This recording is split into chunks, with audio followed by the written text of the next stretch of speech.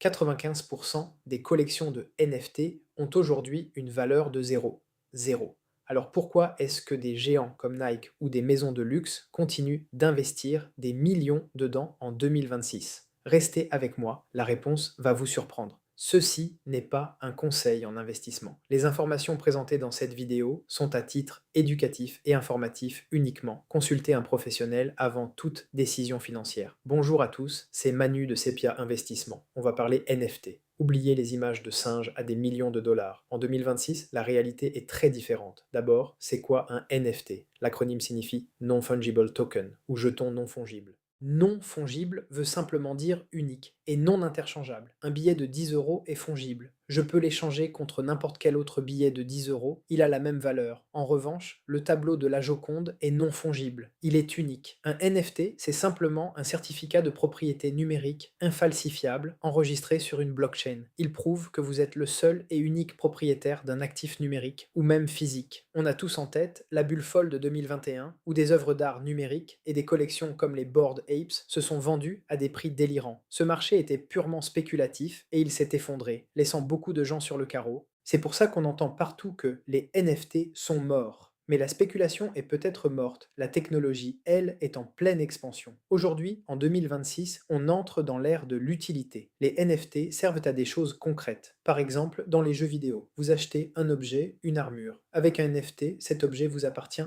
vraiment. Vous pouvez le revendre sur un marché secondaire, en dehors du jeu. C'est une petite révolution pour les joueurs. Autre exemple, la billetterie. Imaginez un billet de concert sous forme de NFT. Fini la fraude et les faux billets. L'artiste peut même programmer le NFT pour toucher un petit pourcentage sur chaque revente du billet. C'est plus juste pour tout le monde. Mais la vraie transformation, c'est la tokenisation d'actifs réels. On peut transformer un titre de propriété immobilière en NFT, une part d'une entreprise, un certificat d'authenticité pour une montre de luxe. Ça rend les transactions plus rapides, moins chères et totalement transparentes. Alors, faut-il encore investir dans les NFT? Si c'est pour acheter une image en espérant qu'elle prenne 1000% en 2 jours, je vous le déconseille fortement. Le risque est immense. Par contre, s'intéresser aux projets qui utilisent cette technologie pour apporter une vraie utilité, ça peut avoir du sens. C'est un marché de niche, encore très jeune et volatile. Si vous y allouez une partie de votre capital, elle doit être minime.